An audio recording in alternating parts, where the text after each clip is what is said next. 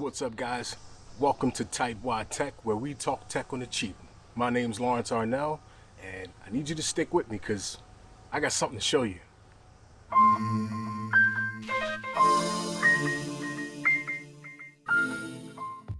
Today, we're talking about my little handy dandy, do a little bit of everything, and unexpectedly excellent quality beast of a camera, my Osmo Action.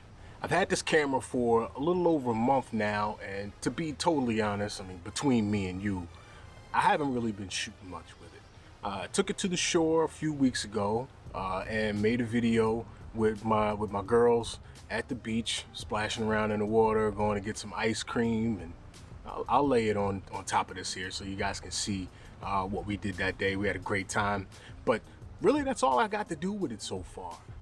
But I wanted to talk about why I bought this camera to begin with. I bought the Osmo Action because I wanted a compact video rig that I could take at family outings, special events, vlog with if need be, maybe even go a little bit further and shoot some real video with music videos and things like that I like to do.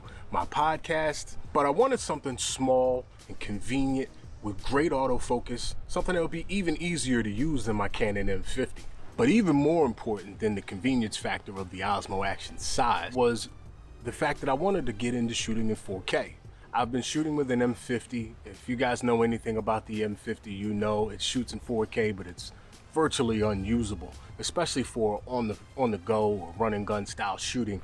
There's no autofocus, there's an extreme crop. It's a great 1080p camera, but 4K is a no-no.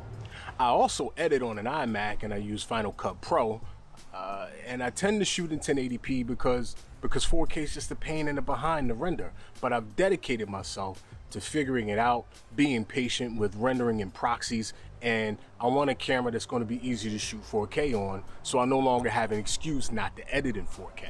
So in comes the Osmo Action. It's an incredible camera. It's rugged, it's waterproof. The huge touchscreen, which is just a little bit bigger than what you usually find on a GoPro or a lot of the other competition. It's got the one thing that no other action camera in the business has, which is this front-facing screen. And what's even more convenient than that, because I'm not even using the front-facing screen right now. I'm actually using the Mimo app.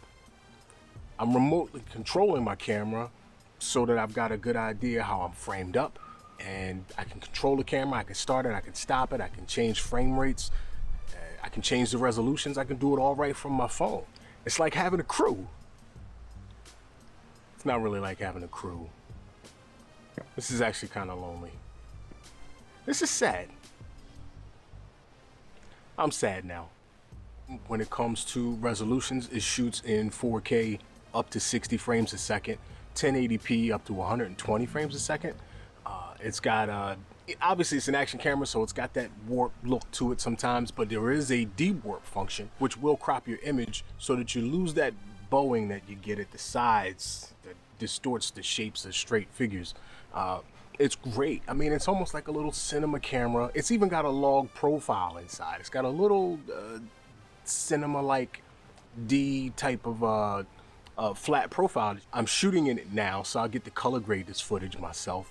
It's an awesome little camera. I bought a few accessories. I got the DJI Tech cage, which has 2 cold shoes on it and mounts to a stand. It allows me to put a light on it. I've got this Ulanzi cube light that's actually awesome. It's really bright. It comes with a bunch of different color filters and a diffuser, so it gets nice and soft. I've got my Rode Video Micro on it right now. It's got the wind muff on it. Those things all mount right up to the camera. Piece of cake. Take it anywhere. It fits in the world's tiniest camera bag. I've also got the Sonova microphone adapter, which plugs right into the side, lets me plug my Video Micro into it, and I can still plug power into it if I want to. I can't believe how small I've gotten my camera rig.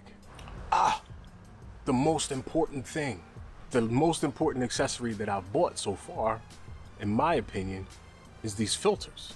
I've actually got the newer variable ND pack. Comes with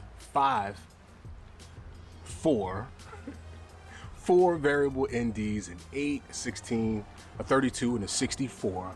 They help keep some of the light out of your sensor. If you don't know, an ND filter is basically like sunglasses for your camera. And a variable ND filter is an adjustable sunglass for your camera, so you can change. I'm sorry, these are not variable ND filters. These are standard ND filters with circular polarizers. My mistake. Variable ND filters are really convenient. They're great. Get one if you can. You can't get them for this though. Anyway, I personally have always found it interesting that you need to put an ND filter on an action camera because action cameras are terrible in the dark. But if you take them outside, they get overexposed like crazy. But be that as it may, they weren't very expensive. They're tremendously effective and very easy to use. What's also awesome is you can power the Osmo Action as you record. In order to do that, I've actually bought this combination battery pack grip handle, which has a 1/4-20 socket at the bottom so I can screw it to a tripod. This is easily the most convenient. I had a GH4, a G85, those are Panasonics. I have a Canon M100 and a Canon M50 right now that I use most of the time, and those are all they're wonderful cameras. They're all very capable, but this is easily the most convenient shooting rig I've ever had. Well, that's going to be it for this video. Thank you guys for checking me out. I have to say, I really love my Osmo Action. It's an incredibly powerful camera. It takes great images. It's tremendously easy to use, and it's been a lot of fun. I want to maybe try shooting some music videos or shooting a documentary or something like that with it, since it's such a great run and gun setup. Stay with me and I'll see what I could do. If you guys want more information on the accessories that I'm using, hit me down in the comments, let me know, and maybe we'll get a Tightwad Tech episode on those things as well. All right? In the meantime, you guys be safe and be good to each other.